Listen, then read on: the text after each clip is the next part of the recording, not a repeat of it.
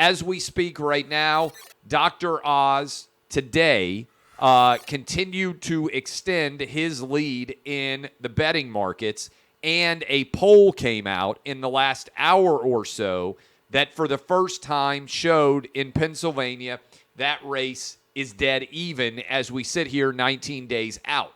Hitting the panic button, John Fetterman, who can barely speak, required Joe Biden, who can barely speak, to come campaign for him in Pennsylvania, a state that is overwhelmingly unhappy with Joe Biden's presidency so far. And the gambling markets continue to pour money in on Dr. Oz, seeing this as it is a desperate ploy by a desperate candidate who is unable to do the job. As his introductory remarks, Joe Biden, what did he say? He said that John Fetterman's wife was going to do a great job in the Senate, which is vintage Joe Biden. Then when he finished his speech, he didn't know how to leave the stage.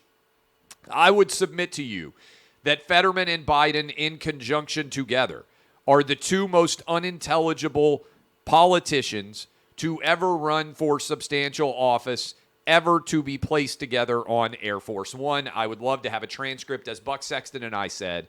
If we left our radio show for the day, and if John Fetterman and Joe Biden were to take over for us and guest host the Clay Travis and Buck Sexton show for the day, by the end of 3 hours, Joe Biden, the 25th Amendment would be put in place. I just don't think anybody could defend Joe Biden being able to be president anymore. And John Fetterman might get totally taken off the ballot in Pennsylvania because I don't think he could talk on our radio show for 3 hours, to say nothing of doing live reads, of taking phone calls, of interviewing guests. It'd be an unmitigated disaster. That's where we are. Good news. As I am speaking to you right now, earlier this morning, money has poured in on Republicans to control the Senate. In fact, as I sit here right now, Republicans are around a minus 150-ish favorite. They have reversed being a substantial underdog in terms of who is going to control the Senate.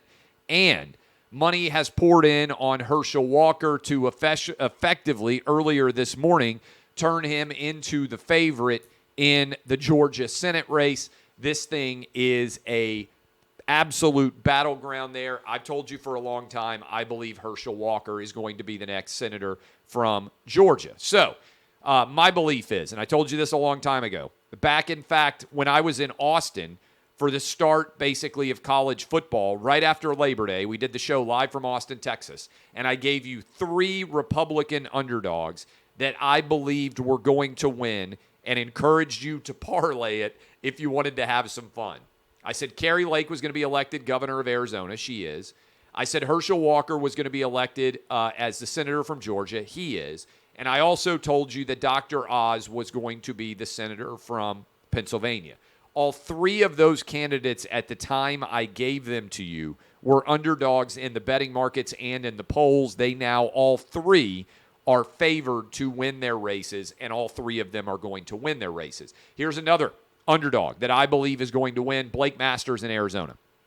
I think if you want to get an underdog, right now, Blake Masters, small underdog in the gambling markets. I think Masters is going to win in Arizona. I believe that we're going to see Oz win in Pennsylvania, Herschel win in Georgia, and Adam Laxalt win in Nevada. If that all happens, then also we got a chance for Tiffany Smiley to pull off an upset in Washington and Joe O'Dea to pull off an upset in Colorado, not to mention a much smaller upset that could be brewing in New Hampshire, where Donald Baldock could win the Granite State there, okay? On top of all of these, look out for Tudor Dixon, governor, potentially, of Michigan. Christine Drazen, I believe, is going to win in Oregon, and Lee Zeldin is going to give Kathy Hochul a run for everything she has in New York. Not only is a red wave brewing, a red tsunami is brewing right now, and it could lead to an absolute onslaught that sweeps out a lot of candidates that nobody is even thinking might end up losing on Election Day. Again, that red tsunami is building as we sit here 19 days out. All of the polls, all of the gambling odds rolling in and now in favor of Republicans.